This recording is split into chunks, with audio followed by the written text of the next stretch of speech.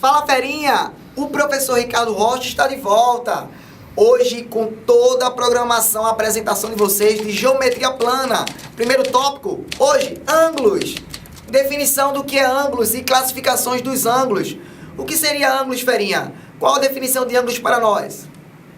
São duas semirretas de mesma origem e não opostas, contêm o mesmo plano, que dividem-os em duas regiões chamadas ângulos. Na tela, temos que uma semirreta OA e outra semirreta OB, certo? Que entre eles a gente pode formar um ângulo chamado alfa. Então, O é o vértice, não é? Em si do ângulo. Temos essas semirretas citadas. O ângulo AOB, que vai ser chamado de alfa. Ângulos consecutivos. Adjacentes e ângulos opostos pelo vértice. Vai ser um momento agora. Então, tem aqui ângulos consecutivos. Se dois ângulos consecutivos possuem um lado comum, dizemos que eles são consecutivos. Vamos ver na tela. Se eu tenho aqui, ó, AOB e AOC são consecutivos. Temos de AOB e AOC também, ó, um ao lado do outro, eles são chamados de consecutivos. Certo? Também são os ângulos AOC e BOC, também são consecutivos. Os ângulos adjacentes. Se dois ângulos consecutivos não possuem, além do lado comum, outro ponto comum, dizemos que eles são adjacentes. Vamos ver na tela novamente. AOB, ó, e BOC são adjacentes. Observa aí que está um ao lado do outro, ferinha. Apenas o lado OB é comum a dois ângulos. Então, como temos um lado comum a dois ângulos, temos um ângulo adjacente ao outro. Ângulos opostos pelo vértice, meu fera. Se os lados de um ângulo são semirretas opostos ao lado de outro ângulo, dizemos que eles são opostos pelo vértice. Ou seja, se eu tenho um ângulo na frente de outro ângulo, é porque a OPV é oposto pelo vértice. Vamos ver na tela aí. Se eu tenho aqui AOC, não é? A medida de AOC, e BOD, tá certo? Eles são opostos pelo vértice, porque um está à frente do outro. Assim como AOB e COD também está um à frente do outro, também são opostos pelo vértice. Então, a medida do ângulo AOC é igual à medida do ângulo BOC. E a medida do ângulo AOB é igual à medida do ângulo COD. Ângulos retos, agudo e obtuso. Ângulos complementares e os ângulos suplementares. Primeiro tópico, ângulo reto. O que seria um ângulo reto? Aquele que a medida tem 90 graus. Não é? Você lembra você sentadinho em casa, naquela cadeira com a coluna ereta, é porque você formou 90 graus. Isso aí, fera. Você forma 90 graus, é que você tem esse formato aqui, observa, certo? Formando aqui, ó, 90 graus.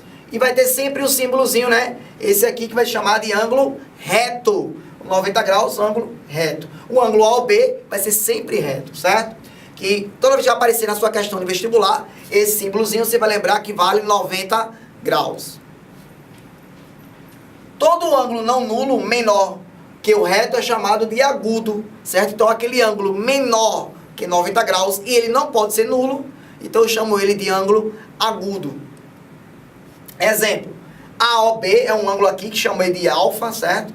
Então, esse ângulo ele vai ser agudo porque ele é menor do que 90 graus. Lembre-se que 90 graus é daqui para cá, então ele é um pouquinho menor e chamo ele de agudo.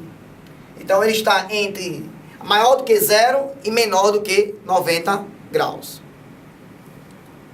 O ângulo obtuso é aquele maior que 90 graus. Então, vamos observar que ele tem um pouquinho uma abertura maior que 90 graus, certo? E chamo ele de obtuso e menor também do que um ângulo raso. Exemplo, na tela tem aqui o ângulo AOB, e aí ele vai formar aqui o ângulo beta.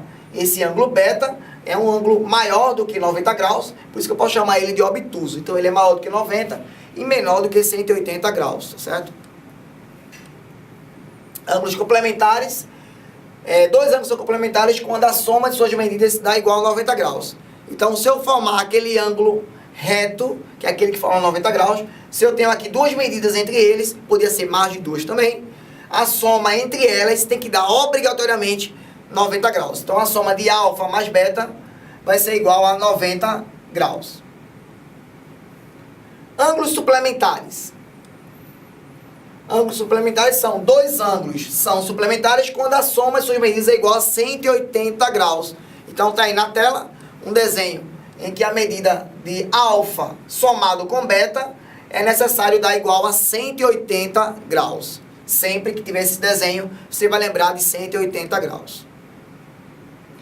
Bissetriz de um ângulo, chama-se bissetriz de um ângulo assemi-reta, contida no ângulo de origem do seu vértice e que o divide em dois ângulos congruentes. Ou seja, se você tiver um ângulo, como está na tela aí, e tiver uma semi-reta cortando ele em duas partes iguais, eu chamo ele de bissetriz. Ou seja, se eu chamar alfa de 30, logo beta também vai ser igual a 30, porque eles são semelhantes, eles são iguais, certo? Dessa forma, a semi-reta OX é a bissetriz, é a semi-reta que divide ele em duas partes semelhantes, e assim, alfa vai ser igual a beta. Feras, na próxima aula vamos ver alguns exemplos sobre cada tópico visto aqui na aula. Até mais, fera. Valeu!